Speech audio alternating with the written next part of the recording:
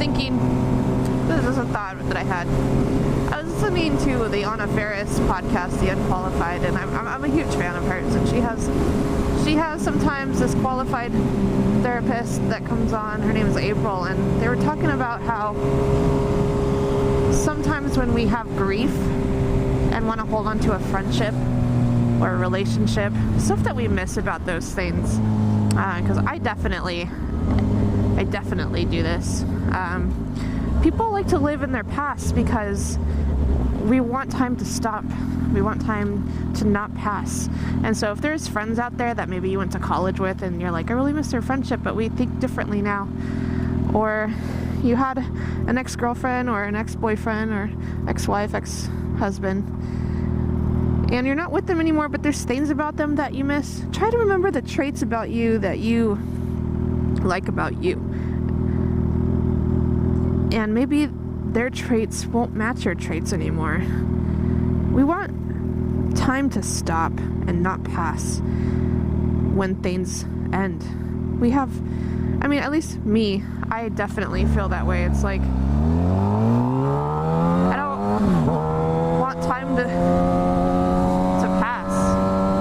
I want, but there's a beginning, a middle, and an end to everything, whether we like it or not. And that's a cool car. Of course he's smoking. Came right into my helmet. That sweet stench. You guys know I quit vaping. The dog was trying to eat me. Anyway, that was just a little bit of a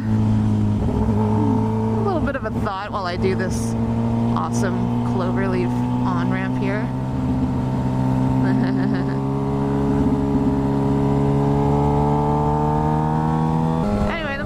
Story is, don't think that you're alone when you miss people, because you're not. I definitely miss people all the time that aren't in my life as much as I wish that they could be, because it's something in us ended, and I have to understand that that's okay, and that where we are right now is also okay. We're out there growing, and maybe in 5 or 10 years we'll revisit our friendship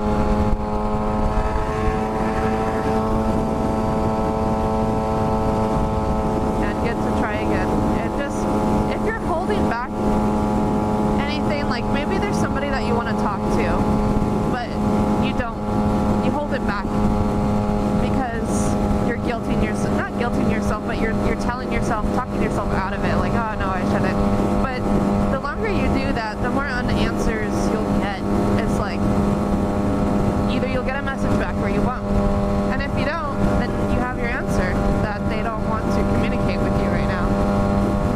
And that's just how it is. And I think we, as people, do this thing where we build up all of the what ifs, like, what if that, what if that, what if this, what if that? But then you're just left with all of these questions and unanswers. I'm calling them unanswers, which to me makes sense, but it's like, you don't realize that there's an answer that you need until you go and you reach out, and then you're going to get something in return, whether it be nothing or something back. They'll be like, oh hey, yeah, you know, like, life is good, I'm doing this now, I'm doing this in my career.